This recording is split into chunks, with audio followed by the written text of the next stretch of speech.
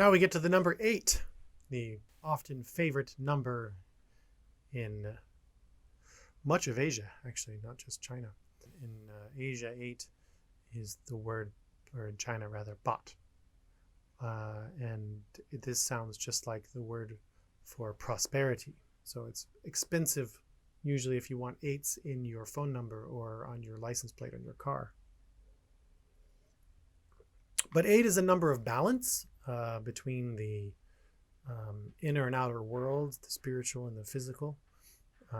It's balance within life, and so change towards balance, balance through love, balance through power and energy, and material balance. These are the energies we're showing here.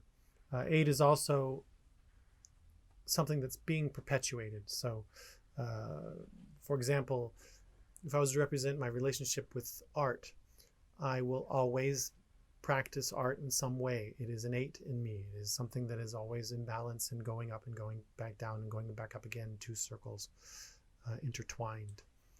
The first 8 is a harbinger of change and can be disruptive. This is the cloud. Now, in Lenormand, cloud is negative. Pretty simply, the light is blocked. There's a cloudiness in your life. You're being clouded, and this can be this way as well. But there's also power in a cloud. It creates a shadow state. There's a sort of comfort in some darkness. So you can see things more clearly. You can see more sides to a thing than you normally naturally would see. So it means sort of to take a step back and look at the whole picture and to find what's missing. What are you missing? Often you get the cloud when you're missing something. You're not catching sight of something important, and you're probably in a cycle here. It's, another part of 8 is the cycle. You're in a repeated cycle where you need to see something behind that cloud to be able to free yourself to get on with things. The next is the 8 of Hearts, the Moon card, and this is another. I keep wanting to say it's one of my favorites, but there's a few of them that are favorites. This one I actually like to print really big and make a poster out of. I can't wait to do that. This is a combination of images I've sort of been influenced with before. I love the crescent moon. The idea of change is instilled in that. The moon is a reflection. It's a mirror state. It's light that's reflected. And if the sun is conscious energy and conscious knowledge, the moon is unconscious. It is the feminine side esoterically.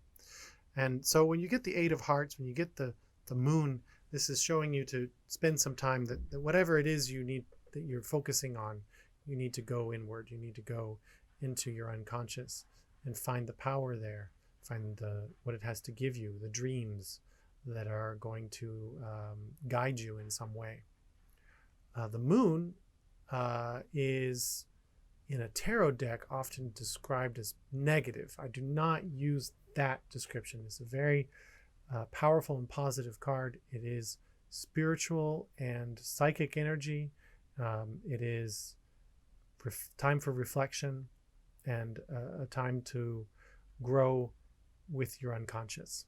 So the 8 of Clubs is the mountain, and this is a mountain.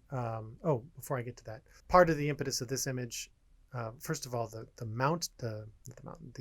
cloud is directly drawn from a photograph of a cloudscape, as I would call them, in Florida, taken by Clyde Butcher. He's a famous Florida photographer where I grew up in Florida. And I got permission from his estate to use it as the image here. They were, happy about it. So I was happy about being able to represent him in some way, because his photography is amazing. You should check it out. He's kind of the Ansel Adams of clouds and swamps.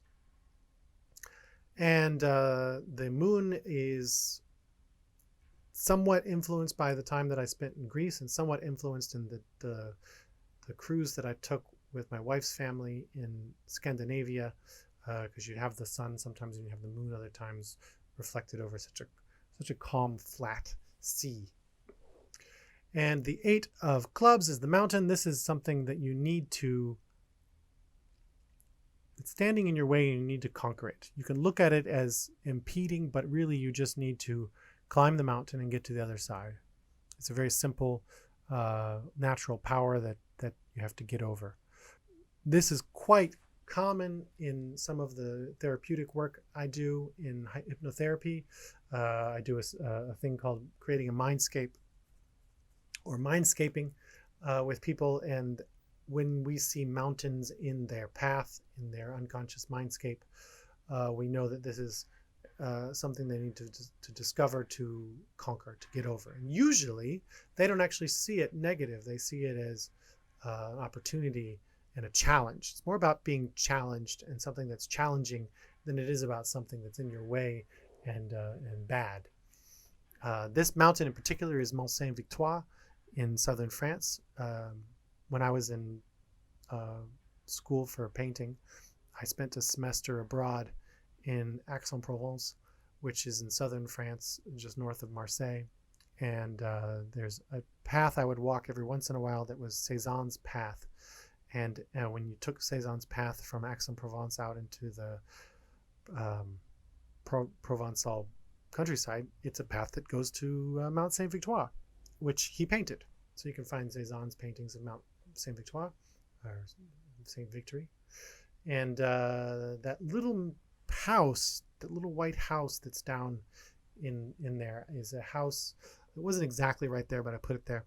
But it's a reference to a house that belonged to one of the professors at the school I was taking courses at. And we went there, and it was a lovely time. It was a beautiful place. We had lots of cheese and bread, and, as you do in southern France. So for me, this is a joyous challenge to get over the mountain.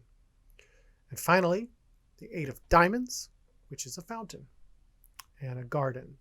So if we're thinking in terms of Lenormand, this is a garden card, which is a gathering with socially with people, in nature, a sense of maintaining and keeping control and balance with the way you treat things.